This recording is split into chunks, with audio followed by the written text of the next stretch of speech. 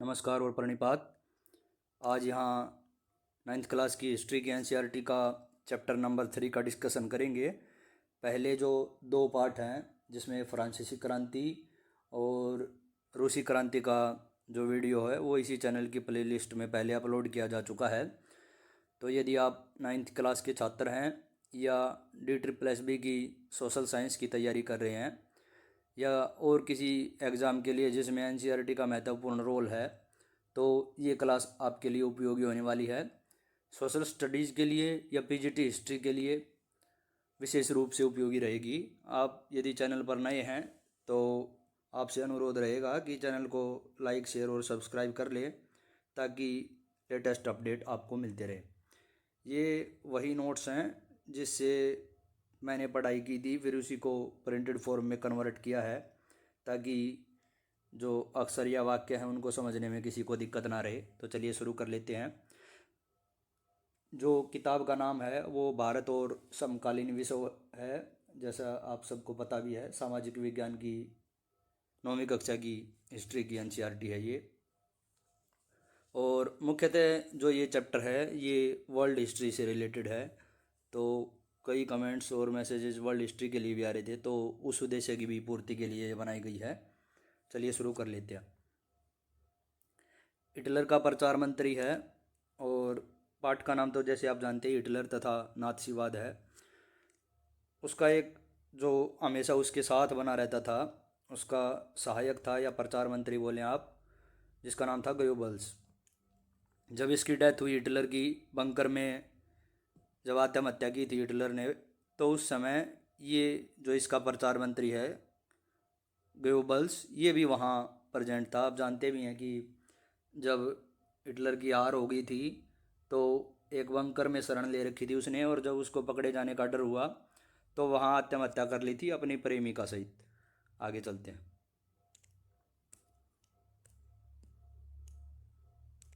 दूसरा जो विश्व युद्ध चल रहा था 1939 से 1945 से लेकर, तो जो मित्र राष्ट्र थे एक तरफ, उनका नेतृत्व या लीडरशिप तो ब्रिटेन और फ्रांस के हाथों में थी। 1941 में बाद में रूस यानी कि सोवियत संघ और अमेरिका यानी कि यूएस युद्ध में, द्वितीय विश्व युद्ध में शामिल हो गया था। दूसरी तरफ दोहरी राष्ट्र थे जिसमें जर्मनी, जापान और इटली ने अपना एक गुट बना रखा था। ये मित्र राष्ट्रों से द्वितीय विश्व युद्ध की लड़ाई लड़ रहे थे। तो ये भी बात याद रखेंगे, पहले मित्र राष्ट्र से थे और दूसरे दोहरी राष्ट्र। मित्र राष्ट्रों में ब्रिटेन, फ्रांस और फिर रूस, अमेरिका मुख्य देश थे, और दोहरी राष्ट्रों में जर्मनी, जापान और इटली थे। मई 1945 में जर्मनी ने आत्मसमर्पण कर दिया। जब उनकी हार हो गई थी तो हिटलर और गोयबल्स जो उसका मंत्री था, उसने परिवार सहित अप्रैल 1945 में, ये देखिए, जब उसको लग रहा था कि युद्ध में अब कुछ खास बाकी बचा नहीं है, समर्पण तो मई 1945 में हुआ है, लेकिन उसने अप्रैल 45 में ही पकड़े जाने के डर से आत्महत्या कर ली थी बर्लिन के एक बंकर में। युद्ध जब समाप्त हो गया, दूसरा विश्व युद्ध, तो न्यूरेमबर्ग में एक अंतर्राष्ट्रीय सैनिक अदालत की स्थापना की गई, क्योंकि जो युद्धबंदी जो पकड़े जा चुके थे उनके लिए अंतर्राष्ट्रीय सैनिक अदालत की स्थापना की गई थी द्वितीय विश्व युद्ध की समाप्ति के बाद। तो ये स्थान याद रखेंगे आप, न्यूरेमबर्ग। नात्सी जो शब्द है वो जर्मन भाषा का नात्सी यूनाल से उसके प्रारंभिक अक्षरों से बनाया गया है। इसका प्रारंभिक अक्षर आप देखें तो यहाँ से शब्द उठाया गया था, नात्सी। यह शब्द हिटलर की पार्टी के नाम का पहला शब्द भी था, इसलिए इस पार्टी के लोगों को भी फिर नात्सी कहा जाता था। तो ये पूरा वर्ड याद रखेंगे आप, नात्सी यूनाल से निकला है नात्सी शब्द।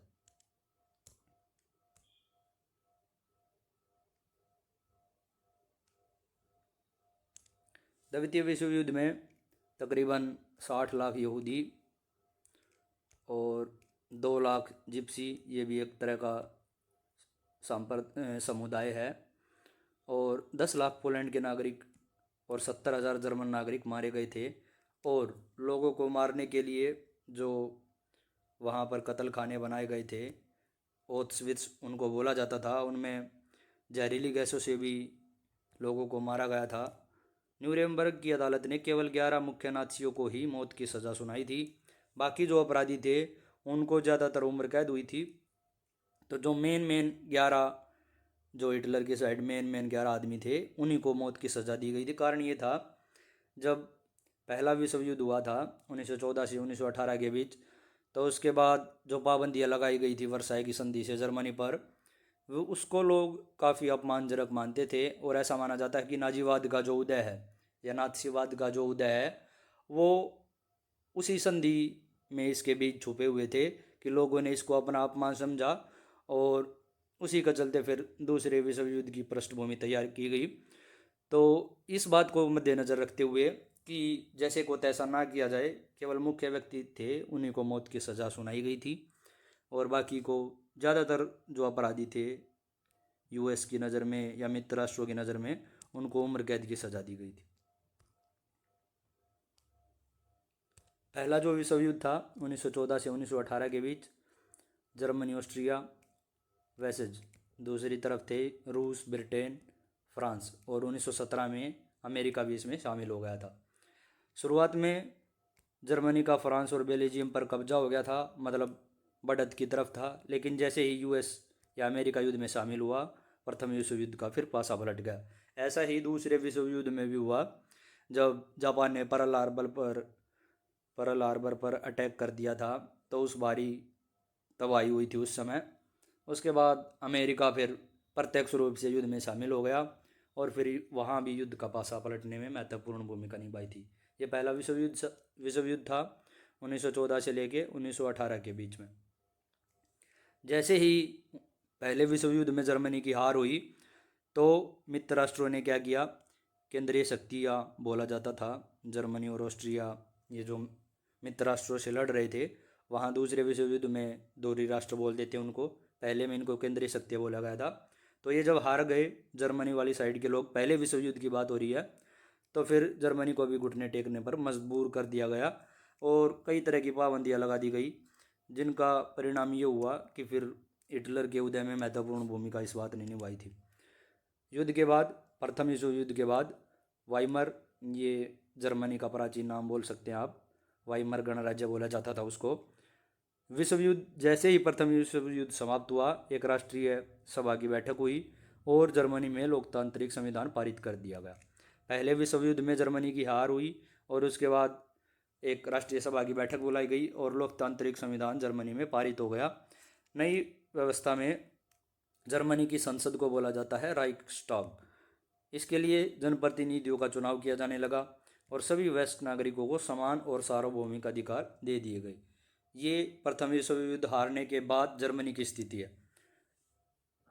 लेकिन लोग क्या थे, वो जर्मनी के लोग, ये जो ऊपर युद्ध हारने के बाद, प्रथम विश्व युद्ध हारने के बाद जो संधि की गई थी वर्साई की, उस वर्साई की संधि से जर्मनी के लोग क्रोधित थे।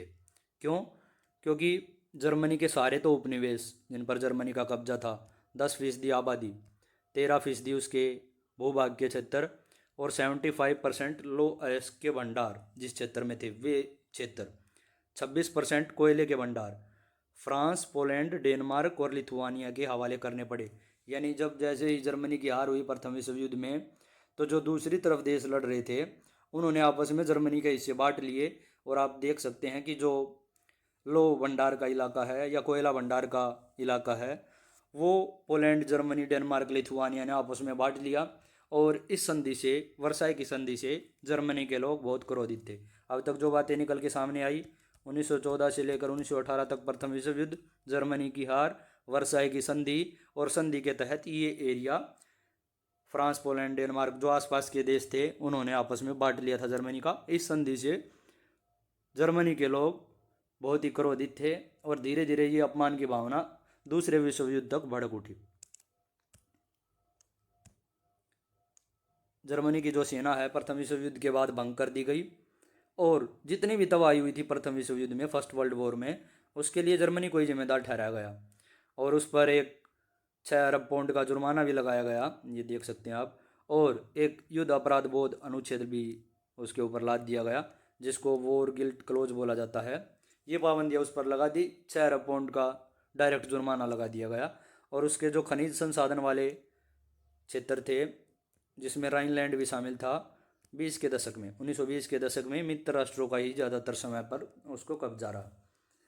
तो जर्मनी को प्रथम विश्व युद्ध का मुख्य आरोपी माना गया और वॉर गिल्ट क्लोज और 6 अरब पाउंड का जुर्माना उस पर लगा दिया गया। खनिज संसाधन जो एरिया जर्मनी का राइनलैंड वाला प्रांत था वो मित्र राष्ट्रों के कब्जे में रहा अभी तक।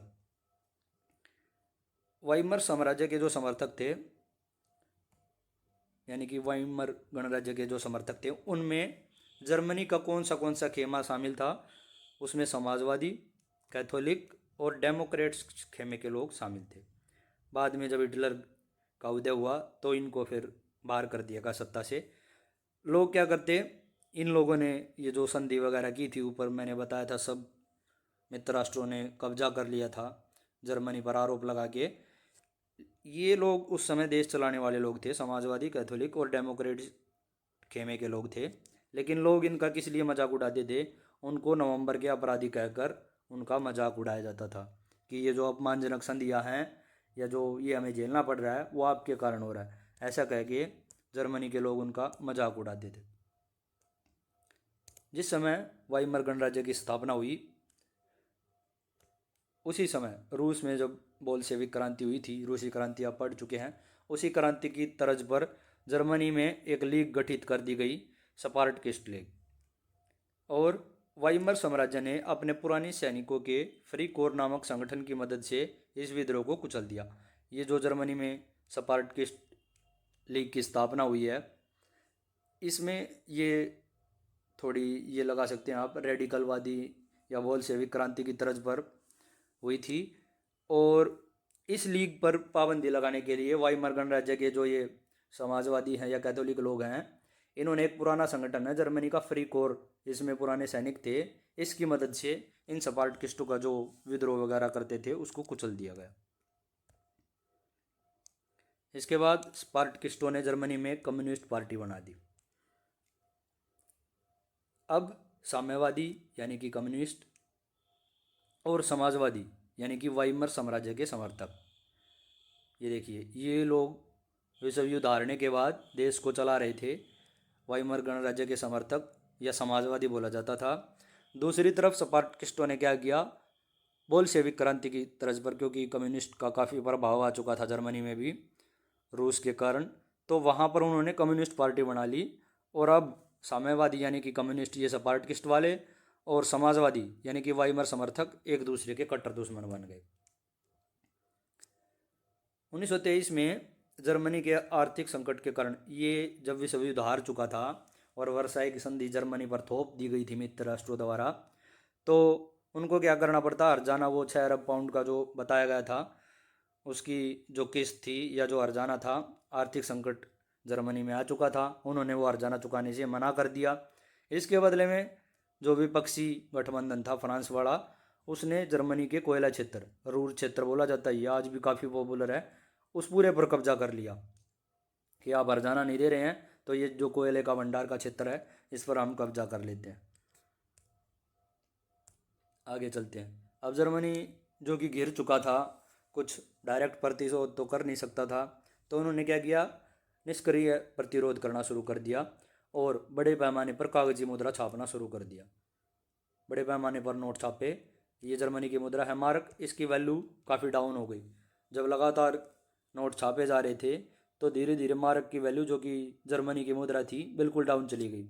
एक एग्जांपल देखें तो अप्रैल में एक अमेरिकी डॉलर 24,000 मार्क के बराबर था। जुलाई में इसकी कीमत 3,53,000 मार्क पे पहुंच गई।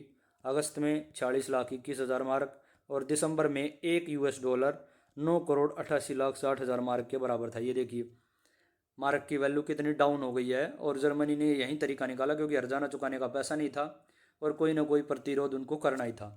अति मुद्रास्फीति का इसको नाम दिया जाता है जब कीमतें अत्यधिक रूप से बढ़ जाती हैं और जब बाजार में सामान लेने जाते हैं तो मार्क यानी कि मुद्रा अधिक देनी पड़ती है, सामान कम मिलता है। ऐसी स्थिति उत्पन्न होगी थी। इस संकट से जर्मनी को निकालने के लिए यूएस आगे आया और उसने डोव्स नामक योजना बनाई और अपना इंटरफियर किया। इसीलिए 1924 से 28 तक कुछ स्थिरता इस योजना के कारण जर्मनी में आ गई थी। लेकिन आगे जाकर क्या हुआ, 1929 में वॉल स्ट्रीट एक्सचेंज, जो कि शेयर बाज़ार है, बहुत बड़ा है, ये यूएस का ही धराशायी हो गया। तो अब जर्मनी को अमेरिका की मदद मिलनी भी बंद हुई, क्योंकि उसकी खुद की हालत खस्ता हो गई थी। और कीमत में गिरावट की जब और अधिक आशंका होगी, यानी कि महामंदी की शुरुआत होगी, तो लोगों ने क्या किया, वॉल स्ट्रीट एक्सचेंज में अपने शेयर बेचने शुरू कर दिए। और एक दिन में ही यूएस में लोगों ने 1.3 करोड़ शेयर बेच दिए। ये 24 अक्टूबर की बात है, और ये महामंदी की शुरुआत थी। यानी अमेरिका डॉस योजना के जरिए जर्मनी में पुनरुद्धार की कोशिश कर रहा था, लेकिन इसी बीच उसकी हालत भी डाउन हो गई, और लोगों ने इस आशंका के चलते कि अभी और मंदी आएगी, अपने शेयर बेचने शुरू कर दिए। तो महामंदी की शुरुआत होगी, और जो बाजार थे, स्टॉक एक्सचेंज था, वो धराशायी हो गया। यूएस का भी, यूएस पर देखिए क्या प्रभाव पड़ा। 1923 से 33 के बीच अमेरिका की जो नेशनल इनकम थी, राष्ट्रीय आय, वो आधी रह गई। और इस मंदी का सबसे ज़्यादा असर जर्मनी पर ही पड़ा, क्योंकि पहले ही हालत ख़राब चल रही थी उसकी। औद्योगिक उत्पादन था जो जर्मनी का 1929 से 32 के अंत तक 40% रह गया, और बेरोजगारों की संख्या 60 लाख हो गई। सर्वहाराकरण एक टर्म आई थी, टूल किट में दी गई थी। इसका अर्थ होता है, जब एक गरीब आदमी है, वो उसकी इनकम और डाउन और डाउन और डाउन, स्थिति कमज़ोर होती चली जाती है, तो गरीब होते होते वो मजदूर वर्ग की स्थिति में पहुंच जाता है, तो इसको सर्वहाराकरण बोलते हैं। और वाइमर गणराज्य के पास इस चीज़ का या इस आपदा का कोई भी इलाज नहीं था। इन्होंने देश की सत्ता संभाली थी विश्व युद्ध के बाद, लेकिन इसके पास अब कोई इलाज नहीं था कि इस मंदी का या इस आर्थिक संकट से कैसे निकले। वाइमर जो साम्राज्य था या गणराज्य था, उसकी क्या कमजोरियाँ थी कि आनुपातिक प्रतिनिधित्व की व्यवस्था की गई थी। इसका जो पेज तैयार किया गया था, या जर्मनी में जो व्यवस्था की गई थी कि आनुपातिक प्रतिनिधित्व है, अनुपात के आधार पर पार्टियों को या नेताओं को प्रतिनिधित्व दिया गया था। इस कारण किसी भी दल को बहुमत नहीं मिलता था, और मिलीजुली सरकार या गठबंधन सरकार सत्ता में आती रही, जो सख्त या दृढ़ फैसले लेने में नाकाम रहती थी। एक अनुच्छेद 48 में है। इसमें क्या था, राष्ट्रपति को इमरजेंसी लागू करने, नागरिक अधिकारों को रद्द करने का अधिकार, और अध्यादेश जारी करने का अधिकार दिया गया था। इसी में एक तो जो खास कारण रहा वाइमर गणराज्य की कमजोरियों का, एक तो अनुपातिक प्रतिनिधित्व, और दूसरा था उसका अनुच्छेद 48। उसमें लिखा गया था कि राष्ट्रपति आपातकाल लागू कर सकता है, नागरिकों के जो राइट्स हैं उनको कैंसिल कर सकता है, अध्यादेश जारी कर सकता है, और उसी के जरिए शासन चला सकता है। और इन कमजोरियों के चलते वाइमर गणराज्य 20 मंत्रिमंडलों के हाथ में रहा। देश का शासन 20 मंत्रिमंडल, एक एक करके मंत्रिमंडल आते गए, बर्खास्त होते गए, ऐसी व्यवस्था बनती रही। और छोटे से ही जीवन काल में एक उसकी जो एवरेज ड्यूरेशन है, औसत अवधि है, वो 239 दिन रही। इतने दिन ही सरकार टिक पाती। 1889 में जर्मनी का जो तानाशाह बना बाद में हिटलर, उसका जन्म ऑस्ट्रिया में हुआ था। ये ऑस्ट्रेलिया नहीं है, ये ध्यान रखेंगे आप। ये घरों में जब बचपन में पेंटिंग बनाने वगैरह का काम करता था। कुछ दुर्व्यवहार की घटनाएं इसके साथ भी हुई, और धीरे धीरे इसके मन में फिर जो दूसरे समुदाय के लोग थे उनके प्रति वैर भाव बहुत बढ़ गया। आगे जाके देखेंगे आप। प्रथम विश्व युद्ध की शुरुआत में एक फौजी के रूप में सेना में भर्ती हुआ था हिटलर। आर्थिक तंगी चली रही थी उसके साथ। उसने भर्ती के अग्रिम मोर्चे के संदेश पहुंचाने वाले का काम भी किया। कॉर्पोरेल बना फिर वो, और काफ़ी मेडल वगैरह भी उसने हासिल किए। काम अच्छा कर रहा था वो। 1919 में जर्मन वर्कर्स पार्टी नामक एक छोटे से समूह की उसने सदस्यता ले ली। यहाँ से राजनीति की शुरुआत कर दी उसने, और इस पार्टी का, जर्मन वर्कर पार्टी का सदस्य बन गया। इस पर धीरे धीरे उसने अपनी काबिलियत के बल पर कंट्रोल हासिल कर लिया, और इसका नाम रख दिया national socialist party. German worker party का नाम बदलकर नेशनल सोशलिस्ट पार्टी रख दिया। आगे जाकर यही पार्टी फिर नाथसी पार्टी के नाम से जानी गई। तो जर्मन वर्कर पार्टी चेंज हो गई, होगी नेशनल सोशलिस्ट पार्टी, और फिर उसको बोला जाने लगा आगे जाकर नाथसी पार्टी। 1929 में हिटलर ने योजना बनाई, बवेरिया पर कब्जा करना है, और बर्लिन पर चढ़ाई करनी है, मतलब सत्ता हासिल करने की योजना बनाई थी उसने, लेकिन वह असफल रहा। और इस नाकामयाब कोशिश के कारण उसको जो सज़ा दी गई, उसको जेल में डाल दिया गया। फिर कुछ समय बाद ही वो वहाँ से रिहा भी हो गया, क्योंकि उसकी जो ताकत थी दिन प्रतिदिन बढ़ती जा रही थी। 1929 में नात्सी पार्टी को जर्मन संसद में एक, जिसको राइक्सटाग बोला जाता है, इसके लिए चुनाव हुए थे 1929 में जर्मनी में।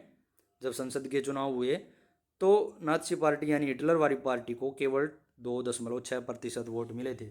अभी तक देखिए जनाधार कितना कम है। लेकिन फिर जो उसका करिश्माई नेतृत्व था, या जो उसके भाषण थे, लोग खींचते खींचते चले आते थे, लोगों को बांधने की कला थी, वक्तव्य कला बहुत अच्छी थी। 1932 आते आते देश की सबसे बड़ी पार्टी बन गई। और अब 32 के चुनाव में हिटलर की पार्टी को 37% वोट शेयर मिला, 2.6 से 37% पर पहुंच गया। और ये समय देखिए 1929 से 1932, तो 30, 31 और 32, अब वो पार्टी सबसे बड़ी हो गई थी। स्वास्तिक छपा लाल झंडा, ये नाजी पार्टी की बात हो रही है। नाजी सैल्यूट, एक अलग तरीके से सलाम करने का तरीका, और भाषण के बाद जो तालियां बजाने का खास अंदाज होता था उनका, ये सारी चीज़ें हिटलर के शक्ति प्रदर्शन का हिस्सा थी। ये नाजी पार्टी की बात हो रही है कि उन्होंने क्या क्या चीज़ अपनाई। अब हिटलर के पक्ष में एक बात और चली गई। जब उसकी पावर बढ़ रही थी तो 30 जनवरी 1933 को जर्मनी का राष्ट्रपति था हिंडनबर्ग, उसने हिटलर को चांसलर का पद संभालने का न्योता दे दिया। लेकिन फरवरी में क्या हुआ, जर्मन संसद में एक भयानक अग्निकांड हुआ था, और इससे अब हिटलर का रास्ता और भी साफ हो गया। एक जो इस अग्निकांड में जो दोषी ठहराया गया, एक व्यक्ति को पकड़ा गया था, वान डेर लोबे नाम था, और फिर उसको फांसी दे दी गई। और ये फिर आगे जाके क्या हुआ कि 2008 में उसको फिर मरणोपरांत क्षमा भी दी गई थी। ये जर्मनी की बातें हैं। आप इतना याद रखेंगे कि जर्मनी के राष्ट्रपति हिंडनबर्ग ने, जब हिटलर की पावर बहुत ज़्यादा बढ़ गई थी, तो उसको न्योता दिया कि आप चांसलर बन जाइए। लेकिन फरवरी में ही जर्मनी में एक अग्निकांड हो गया, और पुलिस जो कि हिटलर के जिम्मे आ चुकी थी, अब उसका रास्ता और भी साफ हो गया। कुछ लोग ये भी आरोप लगाते हैं कि अपना रास्ता साफ करने के लिए हो सकता है ये नाज़ी पार्टी ने ये अग्निकांड को अंजाम दिया हो, या ये भी कहा जाता है एक अकेले उस व्यक्ति के बस की बात नहीं थी। कुछ ऐसे विवाद और सवाल बाद में उठ के सामने भी आए थे। 28 फरवरी 1933 को अग्नि अध्यादेश यानी कि फायर डिग्री से नागरिक अधिकार यानी कि अभिव्यक्ति और प्रेस की आज़ादी अनिश्चित काल के लिए स्थगित कर दी गई, यानी कि उनको निलंबित कर दिया गया। एक ऑर्डर निकाला गया कि नागरिकों के अधिकार या प्रेस की आज़ादी अनिश्चित काल के लिए स्थगित कर दी गई है, मतलब देश में ज़्यादा हलचल हो रखी है, उसका हवाला दिया गया। अपने शत्रु कम्युनिस्टों को हिटलर ने रातों रात कंसंट्रेशन कैंप में बंद कर दिया। अग्निकांड के बाद कम्युनिस्टों की धरपकड़ शुरू होगी, और हिटलर को मौका मिल गया कि अपने शत्रु जो हैं कम्युनिस्ट, उनको ख़त्म करना उसने शुरू कर दिया, और कंसंट्रेशन कैंप में बंद करना शुरू कर दिया। ड्यूसलडॉर्फ एक शहर है, उसमें जो लोग गिरफ्तार किए गए थे, बाद में उनकी जो बची कुछ फाइलें मिली, 6808 फाइलें मिली थी वहाँ से, और उनमें से 1440 सिर्फ कम्युनिस्टों की थी। बाद में पता लगा, इन फाइलों के बारे में आगे भी पढ़ेंगे आप। टोटल 52 किस्म के लोगों का दमन किया गया, या कई तरह की यातनाएं दी गई। उसमें जो जर्मन नस्ल के लोग जिनको वो बोलता था, उनको छोड़कर, जर्मन आर्य लोगों को छोड़कर, जो बाकी किस्म के लोग हैं ख़ास तौर पर यहूदी, उनको गंभीर रूप से यातनाएं दी गई थी।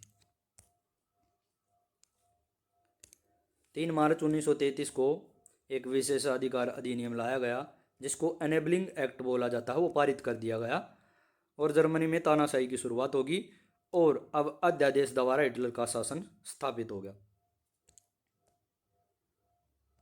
विशेष निगरानी और सुरक्षा दस्ते तैनात कर दिए गए। इसमें हरी वर्दीधारी पुलिस थी और स्टॉर्म ट्रूपर्स थे।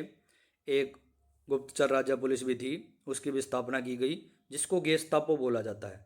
ये टर्म आप जरूर याद रखेंगे, कई बार पूछ लिया जाता है।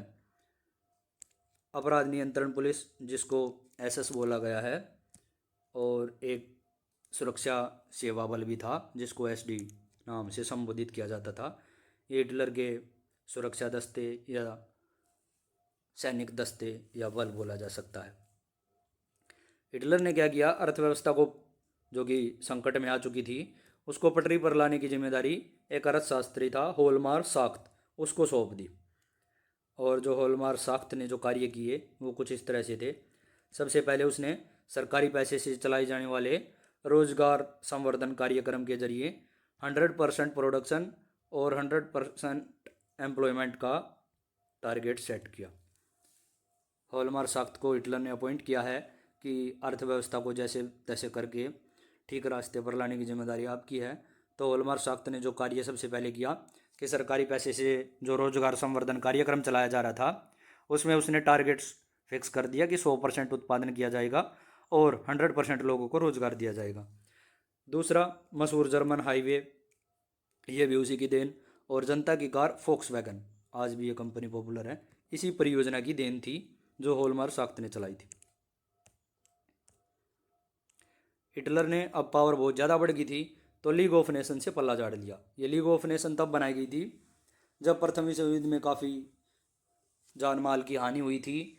तो ये आप मान सकते हैं संयुक्त राष्ट्र यानी कि यूएन की पूर्ववर्ती संस्था थी, लेकिन ये एक ऐसी संस्था थी जिसको ना कोई राइट थे, इतने अधिकार इसको थे ही नहीं कि दूसरे देश अगर कोई नाइंसाफ़ी कर रहा है या उसकी नहीं मान रहा है तो उस पर कुछ कार्रवाई कर सके, ऐसे कुछ अधिकार नहीं थे। हिटलर ने क्या किया, इसे औपचारिक रूप से पल्ला झाड़ लिया कि हम आगे पीछे नहीं, हम नहीं जानते इसकी, हम नहीं मानते हैं।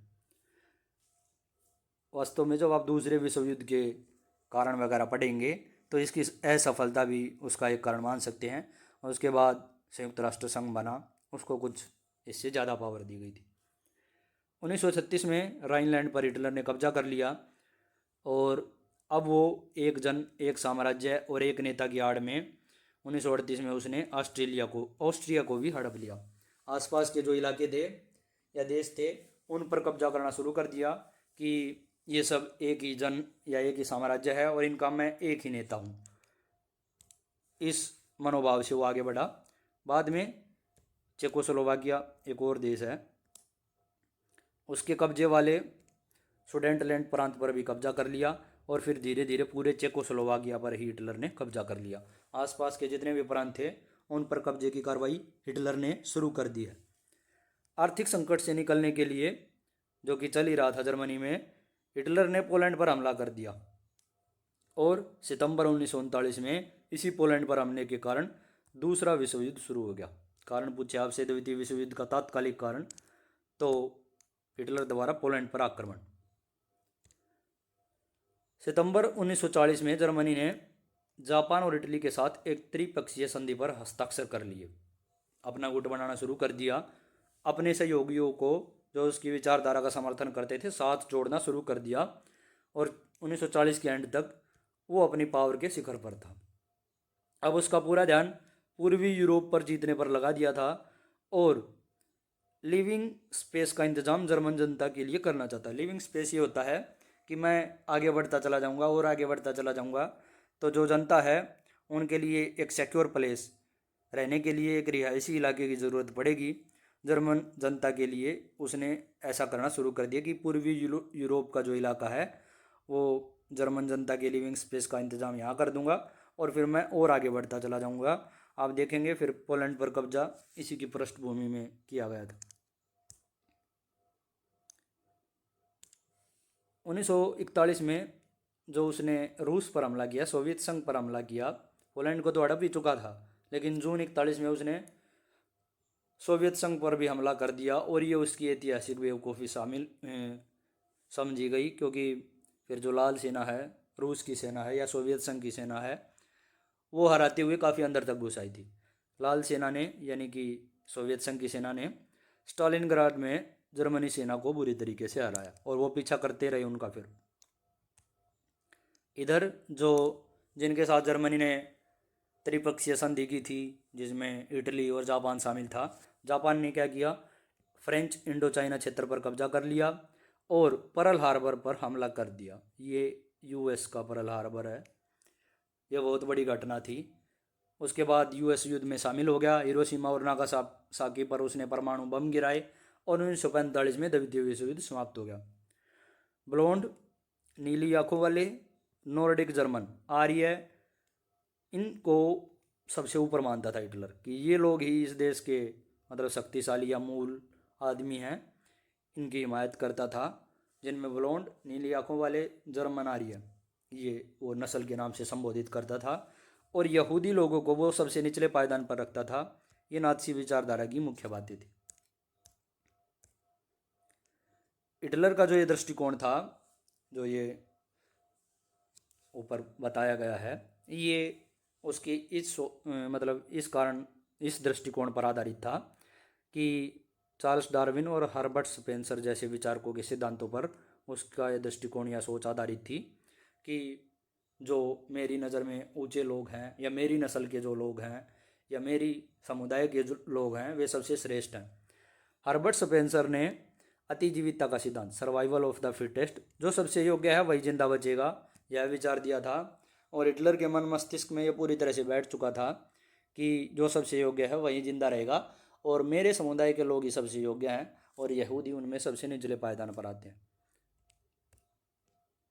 हिटलर की विचारधारा का एक दूसरा पहलू भी है, वो लेवेंसत्राउम, ये जर्मन शब्द है, उसका अनुवाद किया गया है लेवेंसत्राउम, या जीवन परिधि की भू राजनीतिक अवधारणा से दूसरा दृष्टिकोण संबंधित था। पहला तो वो कि जो श्रेष्ठ है वो जिंदा रहेगा और हम ही श्रेष्ठ है, ऐसा मानना था।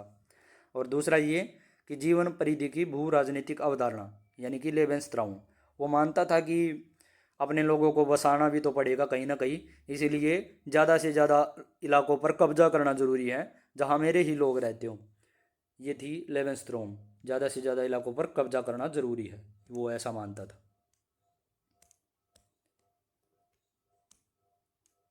पूर्व की ओर पोलैंड की तरफ सीमाएं फैलाकर सारे जर्मन को भौगोलिक दृष्टि से एक जगह इकट्ठा करना चाहता था। वो चाहता था जर्मन मूल के जितने भी आदमी हैं वे भू राजनीतिक या भौगोलिक दृष्टि से एक स्थान पर इकट्ठे हो जाएं। इससे उसकी पावर और ज़्यादा बढ़ जाएगी। और पोलैंड इस प्रकार की उसकी पहली लेबोरेटरी या प्रयोगशाला बना इस प्रयोग की। ब्लोंड, नीली आंखों वाले और सुनहरे बालों वाले लोगों को बोला जाता है, ऊपर जिक्र आया था, ये उसका शाब्दिक अर्थ है। नॉर्डिक जर्मन आर्य, नॉर्डिक जर्मन आर्य उत्तरी यूरोपीय देशों में जो लोग रहते थे वे, और जर्मन मिलते जुलते, जो जर्मन या तो जर्मन हो या उनसे मिलते जुलते मूल के हों, उन्हीं लोगों को जर्मनी में रहने का अधिकार है, ऐसा उसका मानना था। और ये लोग या तो उत्तरी यूरोपीय देशों में रहते थे जिनमें जर्मनी के भी कुछ समुदाय या लोग शामिल थे, या उनसे मिलते जुलते मूल के लोग, यहूदी लोग, या जिनको वो निम्न दर्जे का व्यक्ति मानता था, वे उसकी परिभाषा में शामिल नहीं थे। उसके अनुसार जर्मनी पर रहने का अधिकार इन्हीं लोगों को है, यही लोग श्रेष्ठ हैं। यूथनेजिया, दया मृत्यु कार्यक्रम, यानी जो दिव्यांग लोग हैं या बुजुर्ग लोग हैं जो उसकी लड़ाई के कार्यों में सहयोग नहीं कर पाते थे और दूसरे समुदाय से संबंधित थे, वो मानता था कि ये मेरे किसी काम के नहीं हैं, उनके लिए दया मृत्यु कार्यक्रम चलाया गया। आप देखेंगे कि कोई भी जो दस्तावेज मिला है उसमें जनसंहार या नरसंहार जैसी कोई बात यूज नहीं की गई है, ये ऐसे ऐसे शब्द यूज किए गए मिलेंगे आपको। जर्मनी में रहने वाले ये समुदाय है जिप्सियों और असवेतों की नागरिकता छीन कर उनको मार दिया गया। रूसी और पोलिश मूल के जो लोग थे उनको भी निम्न श्रेणी का नागरिक समझा गया। असवेत और जिप्सियों को तो ख़त्म कर दिया गया, हत्या कर दी गई, नागरिकता छीन ली गई। और रूसी और पोलिश या पोलैंड मूल के भी जो लोग थे उनको भी जर्मन नॉर्डिक आर्य से निम्न श्रेणी का माना गया।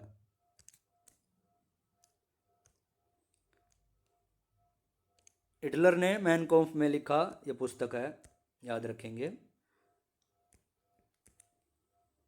पृथ्वी को लगातार राज्यों के बीच बांटा जा रहा है। वो मानता था कि जो जिस स्थान पर हम रह रहे हैं इस पृथ्वी को लगातार राज्यों के बीच हिस्सों में बांटा जा रहा है, तो जब ऐसा बंटवारा हो रहा है तो हम ऐसी किसी भी विश्व शक्ति की बात नहीं सोच सकते। जिसका राजनीतिक क्षेत्र देश मात्र केवल 500 वर्ग किलोमीटर में सिमटा हुआ हो। ये उसकी उसकी राजनीतिक महत्वाकांक्षा या वो क्षेत्र पर अधिकार करने की महत्वाकांक्षा को दर्शाती है बात। वो मानता था कि पूरी पृथ्वी एक नेता, एक जन या एक समुदाय या एक राष्ट्र को डिनोट करनी चाहिए, और ऐसे में विश्व शक्ति कोई बन ही नहीं सकता जब आप पृथ्वी को इतने टुकड़ों में बांट रहे हैं और जिसका क्षेत्रफल या देश केवल 500 वर्ग किलोमीटर में सिमटा हुआ हो, तो विश्व शक्ति नहीं बन सकता। वो पूरी पृथ्वी एक जन, एक नेता, एक समुदाय के अधीन होनी चाहिए और तभी वो विश्व शक्ति बन सकती है, ऐसा उसका मानना था। जिप्सी जो है वो जिप्सी नाम से श्रेणीबद्ध किए गए समूह की अपनी सामुदायिक पहचान थी, जिसको काफ़ी यातनाएं दी गई थी। सिंती और रोमा ऐसे ही दो समुदाय थे जिप्सियों के। यहूदियों को ईसा मसीह का हत्यारा और सूदखोर मानते थे। ईसाई लोग जो हैं वो यहूदी लोगों को ईसा मसीह का हत्यारा और सूदखोर होते हैं, जिसको जो ब्याज वगैरह लेके अपना गुजारा चलाते हैं या जीवन का पालन पोषण करते हैं, उनको सूदखोर बोलते थे। यह बाकी समाज से अलग बस्तियों में रहते थे, जिनको गेटो या दड़बा कहा जाता था। हिटलर ने क्या किया, इन लोगों को श्रेणीबद्ध करके यातनाएं वगैरह दी गई, और जिप्सी में सिंती और रोमा ऐसे ही दो समुदाय थे, और यहूदी तीसरा, जैसे एक तो जिप्सी लोग, ऐसवेत लोग, यहूदी लोग, इन सबको यातनाएं दी गई थी, और यहूदियों को तो ईसाई लोग ईसा मसीह का हत्यारा मानते थे और सूदखोर मानते थे। इसलिए इनको अलग बस्तियों में धकेल दिया गया और इन बस्तियों को गेटो या दड़बा कहा जाता था। 1938 से 33 से 38 के बीच यहूदियों को काफ़ी आतंकित किया गया, और 1939 से 1945 जब विश्व युद्ध चल रहा था, दूसरे दौर में इनको इकट्ठा करके पोलैंड में बनाए गए गैस चैम्बरों में ले जाकर मार देने की अनुमति या रणनीति अपनाई गई। पहले तो आतंकित किया गया, 33 से 38 के बीच पहला चरण चला, 39 से 45 के बीच दूसरा चरण। दूसरे दौर में क्या हुआ, उन्हें इकट्ठा करके पोलैंड में जो गैस चैम्बर बनाए गए थे, मतलब एक चैम्बर में बंद कर दिया जाता था और जहरीली गैस छोड़ दी जाती थी, तो लोगों की हत्या हो जाती थी, वहाँ पे डेथ हो जाती थी। दूसरे दौर में ये रणनीति अपनाई गई। जर्मन जो नॉर्डिक आर्य हैं या हिटलर के जो नाजीवाद के समर्थक थे, वे नस्ली जो कल्पना योग था उसमें कि ऐसे ऐसे एक ऐसा क्षेत्र होगा जिसमें हम लोग ही रहेंगे, हमारा ही राज होगा, उसको यूटोपिया बोल सकते हैं आप, कल्पना योग को बोला जाता है। ये शब्द आप वन वर्ड सब्सटीट्यूशन में भी पढ़ेंगे इंग्लिश में। उत्तरी पश्चिमी पोलैंड का ज़्यादातर हिस्सा जर्मनी में मिला लिया हिटलर ने, और पोलैंड वासियों को खदेड़कर जनरल गवर्नमेंट नामक दूसरे हिस्से में पहुंचा दिया गया। पोलैंड के एक हिस्से पर कब्जा कर लिया, जो कि उत्तरी पश्चिमी पोलैंड बोला जाता था, और जो वहाँ के खुद के निवासी थे उसको दूसरे हिस्से में पहुंचा दिया गया। आगे क्या हुआ, जो मौत का सिलसिला हेडिंग बनाई गई थी वो कैसे कैसे हुआ। पहला चरण तो जिसका, इसमें बहिष्कार करने की रणनीति अपनाई गई, मतलब जो दूसरी नागरिकता या दूसरे मूल के लोग हैं उनका बहिष्कार किया जाए, और न्यूरेमबर्ग नागरिकता अधिनियम या अधिकार ये सितंबर 1935 में बनाया गया, कि इसमें क्या क्या बातें लिखी गई कि जर्मन या उससे संबंधित रक्त वाले ही जर्मन नागरिक माने जाएंगे। यहूदी और जर्मन लोगों के बीच विवाह की पाबंदी लगा दी गई कि इनके बीच कोई भी विवाह संबंध नहीं बनेगा, और यहूदी लोगों के राष्ट्रध्वज फहराने पर भी पाबंदी लगा दी गई। अन्य और उपाय क्या किए गए, यहूदी जो बिजनेस थे उनका बहिष्कार कर दिया गया, उनको सरकारी सेवाओं से बाहर कर दिया गया, और उनकी संपत्ति जब्त कर ली गई। नवंबर 1938 के जनसंहार में यहूदियों को पूरी तरह से तहस नहस कर दिया गया।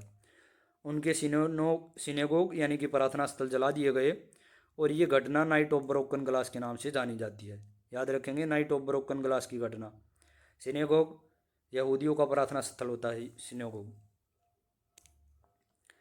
दूसरे चरण में क्या किया गया, पहला चरण आप देख सकते हैं ऊपर, जो था 1933 से 1939 के बीच बहिष्कार की रणनीति अपनाई गई, और दूसरा चरण जो था उसमें दड़बाबंदी की गई, यानी गेटोआइजेशन किया गया। सितंबर 1941 से सभी यहूदियों को हुक्म दिया गया कि डेविड का पीला सितारा अपनी छाती पर लगा कर रखेंगे। कुछ पहचान के तरीके भी निश्चित किए गए। पूर्व के लोदज तथा वारसा जैसी गेटो बस्तियों में उनको छोड़ दिया गया। ये स्पेशल एरिया बनाए गए, उनमें और कोई नहीं जाता था, उन्हीं को रखा जाता था और यातनाएं दी जाती थी। तीसरे चरण में दड़बाबंदी, पहले बहिष्कार फिर दड़बाबंदी और तीसरा चरण आया सर्वनाश का। उनको मौत के घाट उतार दिया गया। पोलैंड और अन्य पूर्वी इलाकों में मुख्य रूप से, जिसमें बेल्जुक, ओट्सविट्स, सोबिबोर, त्रेबलंका, चेलमन्नो, मायादनोक में उन्हें गैस चैम्बरों में झोंक दिया गया। युंग फोक, ये एक टर्म है, इम्पोर्टेंट है, याद रखेंगे। 14 वर्ष से कम उम्र के बच्चे जो जर्मनी के बच्चे हैं, उनको नाथसी, उनके लिए एक नाथसी युवा संगठन बनाया गया जिसकी उनको सदस्यता दिलाई जाती थी और उसी विचारधारा की तरफ उनको अग्रसर किया जाता था। युंग फोक एक स्टेटमेंट आगे भी आएगी कि बच्चों को बचपन से ही इस विचारधारा के बारे में प्रशिक्षित किया जाता था और ये बातें कब्र तक भी उनका पीछा नहीं छोड़ती थी। ये देखिए, 14 वर्ष से कम उम्र के बच्चे हैं और 10 वर्ष की एज में ही उनका दाखिला यहाँ कर दिया जाता था युंग फोक में। और 14 साल की उम्र में सभी लड़कों को नात्सियों के युवा संगठन हिटलर यूथ की सदस्यता लेनी पड़ती थी। पहले युंग फोक में दाखिला दिलाया और जब वे 14 वर्ष के हो जाते तो नात्सियों का एक युवा संगठन था हिटलर यूथ, उसकी उनको मेंबरशिप लेनी पड़ती थी। 18 साल की उम्र जैसी ही होती वे लेबर सर्विस या श्रम सेवा में शामिल हो जाते थे। डब्ल्यू शायरर, इसने लिखा था the rise and fall of the third Reich, ये करती है इसकी, याद रखेंगे।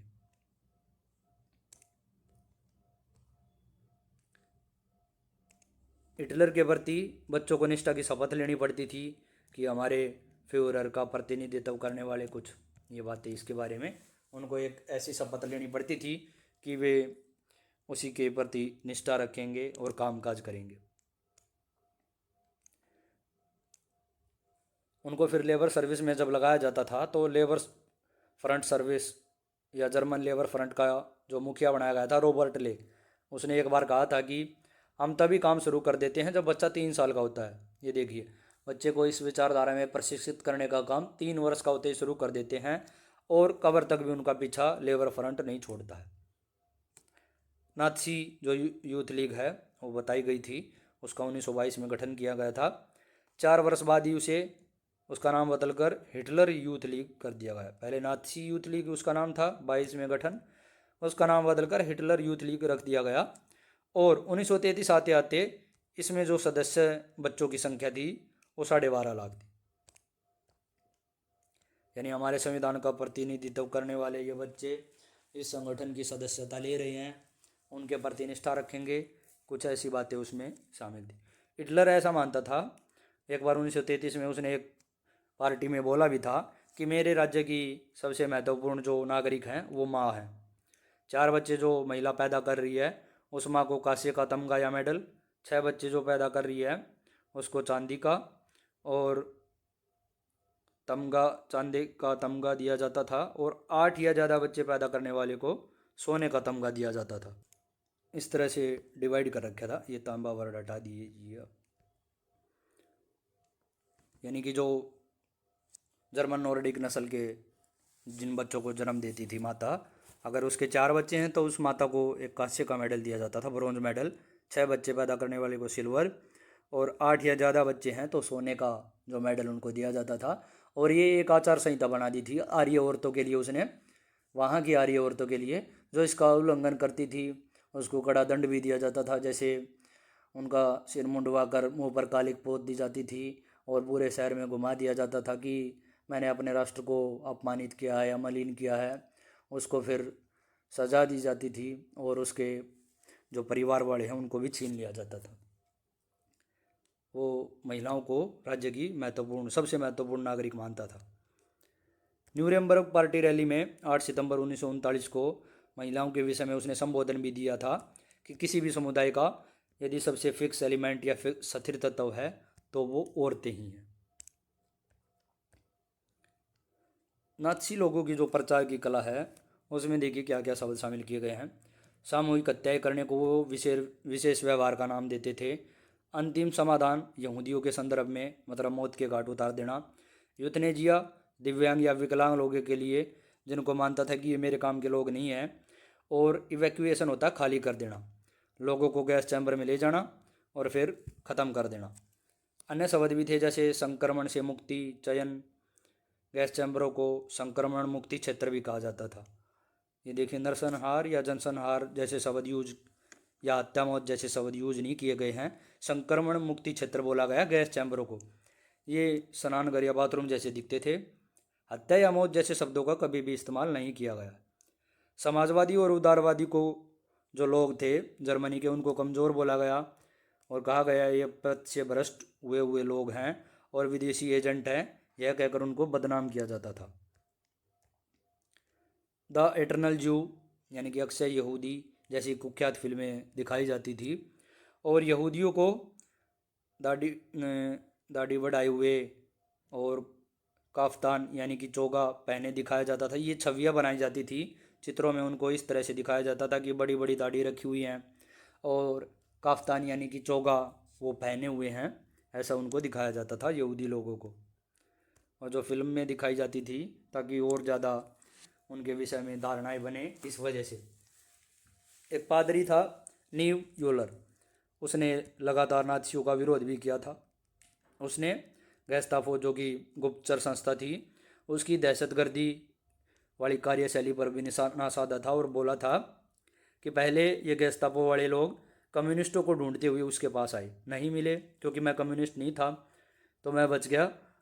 उसके बाद फिर वे दूसरे यहूदियों को ढूंढते हुए वहाँ आए, तब भी मैं यहूदी नहीं था, उसने ये बोला। फिर उसने कहा कि लास्ट में सिर्फ मेरे साथ खड़ा होने वाला कोई भी नहीं बचा, मतलब एक एक करके उनको रास्ते से हटा दिया गया। ये उसका वक्तव्य था एनसीईआरटी में।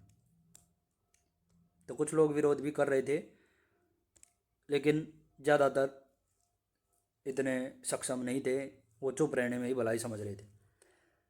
लॉरेंस रीड का ऐसा मानना है, जैसा उसने ए नाथसीज ये किताब है ए वार्निंग फ्रॉम हिस्ट्री में एर्ना क्रोथ से बातचीत की और उसमें उसने कहा था कि नाथियों के सताए गए लोगों के प्रति हमदर्दी का अभाव केवल दहशत की वजह से नहीं था।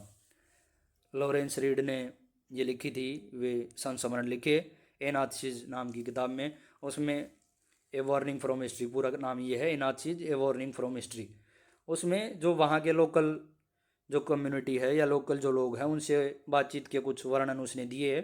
तो एक एर्ना क्रोन्स की नाम की महिला थी, उससे उसने बातचीत की तो उसको पता चला कि जो नाथियों द्वारा सताए गए लोग हैं या जो यहूदी लोग हैं, कम्युनिस्ट लोग हैं या समाजवादी लोग हैं या पोलिश या रूसी लोग हैं, उनके प्रति लोगों को कोई हमदर्दी नहीं होती थी, ऐसा उस महिला ने उसको बताया। और इस हमदर्दी का कारण ये नहीं है कि हम इसलिए हमदर्दी नहीं रख रहे हैं कि हमें कोई डर है, बल्कि ये हमदर्दी का अभाव केवल दहशत की वजह से नहीं था, बल्कि वो लोग ऐसा छवियों में उनके मन में ये बात बैठ गई कि जर्मन नॉर्डिक लोग ही सर्वश्रेष्ठ हैं और उनकी ऐसी छवियाँ दूसरे लोगों की बना दी गई कि वो इसी तरह के आदमी हैं या इसी तरह से रहते हैं। तो हिटलर का अकेले का ये भी नहीं कि उसके डर के कारण या नाथियों के डर के कारण ही उनकी हमदर्दी खत्म होगी, और भी अन्य भी कारण थे। शार्लोट वेराट इसने लिखा था third Reich of dreams, third Reich of dreams है कि यहूदी लोग क्या क्या महसूस करते हैं। बल्कि उसने ऐसा वर्णन भी किया है कि यहूदी लोगों ने जो उनके बारे में छवियाँ बनाई गई थी उन पर कुछ कुछ यकीन भी रखना शुरू कर दिया था कि वो ऐसे कपड़े पहनते हैं, ऐसा उनका मुखमंडल दिखाया जाता था, ऐसा उनका नेचर दिखाया जाता था, उनके मन में भी ऐसी भावनाएं शुरू हो गई थी, ऐसा उन्होंने लिखा है। वारसा गेटो के निवासियों ने दस्तावेज दूध के टीन में काल कोठरियों में छुपा दिए थे। 1950 में लोगों के हाथ लगे, जो दड़बाबंदी की गई थी, गेटवाइजेशन किया गया था, तो उनकी संबंधित जो दस्तावेज थे, डॉक्यूमेंट्स थे, उनको दूध के जो टीन के ड्रम होते हैं उनमें दबा दिया गया था। बाद में 1950 में वो लोगों को नज़र आए जब वे निकाले गए कि क्या क्या डॉक्यूमेंट्स हैं वे। डेनमार्क ने जो देश है एक, चोरी छिपे अपने यहाँ के जो यहूदी थे उनको जर्मनी से निकाल दिया नौकाओं द्वारा। डेनमार्क ने अपने लोग वहाँ से, यहूदी लोग वहाँ से निकाल लिए थे। हिटलर ने गांधी जी ने हिटलर को 2 पत्र लिखे थे, एक 23 जुलाई 1939 को, दूसरा जब ये दोनों विश्व युद्ध के समय की बातें हैं। पहले तो उन्होंने कहा था कि ऐसा कोई लड़ाई नहीं होनी चाहिए जिसमें लोगों की हत्याएं हो या हिंसा हो। एक दूसरा पत्र और लिखा था उन्होंने, ये रिक्वेस्ट की फॉर्मेशन में था, या उनसे ये अनुरोध किया गया था कि युद्ध वगैरह बंद कर दीजिए और हिंसा से कुछ हासिल नहीं होगा। महाध्वंस को होलोकॉस्ट बोला जाता है, ये वर्ड भी याद रखेंगे आप।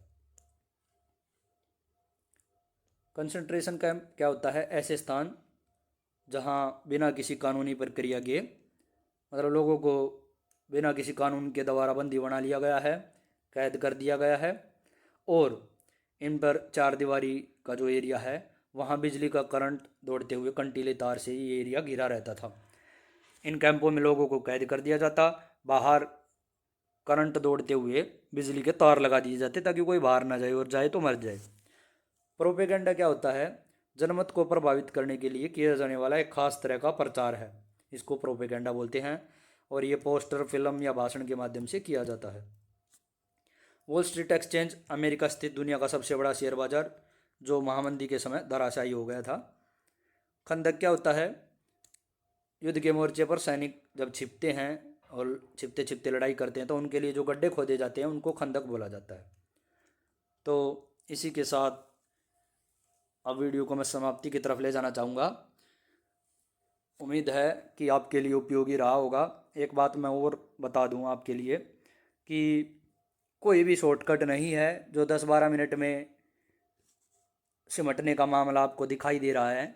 उसकी सच्चाई जब एग्ज़ाम हॉल में बैठेंगे आपको पता लग जाएगी आप कितने पानी में हैं। आप क्या है, ऐसा कोई जादू की छड़ी चाहते हैं जो 12 मिनट में नाजीवाद, फासीवाद, रूस की क्रांति, फ्रांसीसी क्रांति को आपको समझा दे? तो एक बात सोचिए, इतने मिनट में कितना मटेरियल आपको बताया जा सकता है, समझाया जा सकता है, और आप इस उम्मीद में छोटे वीडियो को ज़्यादा पसंद करते हैं कि मेरा काम हो गया है या मेरे को रिवाइज़ हो गया है या मेरी तैयारी हो गई है। लेकिन ये भरम फिर एग्ज़ाम हॉल में जाके टूट जाएगा आपका। मैं 2-3 बार ये बात आपको बता चुका हूँ कि एक बार, कम से कम एक बार चैप्टर की डीप रीडिंग आपको ज़रूरी होगी। दूसरा आपको मार्गदर्शन दिखा सकता है, दूसरा आपको मार्ग से भटका सकता है, दो ही काम कर सकता है। मार्गदर्शन दिखाने के लिए शॉर्टकट भी है, आप आइए 5 दिन में DSS भी निकालिए, 2 दिन में CTET निकालिए। तो ये शॉर्टकट रास्ते, जैसे CTET का मैं कई जगह देखता हूँ पोस्टर छपा मिलता है, 1 हफ्ते में कैसे निकाला CTET, 120 नंबर, 120 प्लस कैसे लाएं, 10 दिन में, 15 दिन में आ जाते होंगे वही। लेकिन वो सारी सच्चाई नहीं बता रहे हैं कितने दिन से तैयारी कर रहे हैं, इस फील्ड में कब से हैं।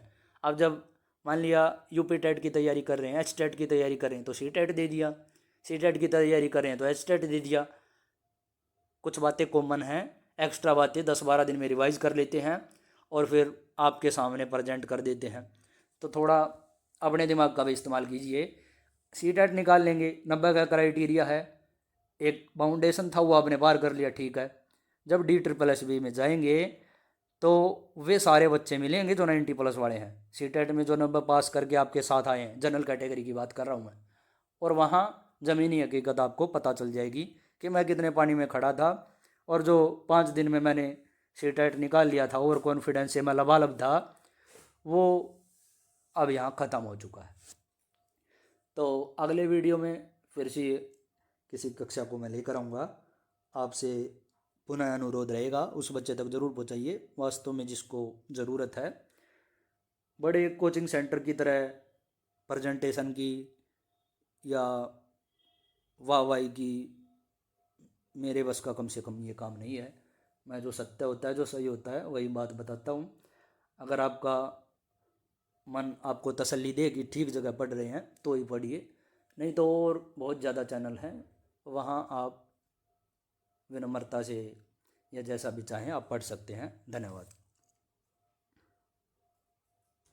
मैं अपनी लिखी कुछ पंक्तियों से इसको समाप्त करना चाहूँगा कि ये रास्ता जो आसान लग रहा है जब आप गाड़ी लेकर निकलते हैं, ये रास्ता जो आपको आसान दिख रहा है जब आप गाड़ी लेकर निकलते हैं, लेकिन जब ज़िंदगी लेकर निकलेंगे तो यही रास्ता फिर मुश्किल हो जाएगा। धन्यवाद।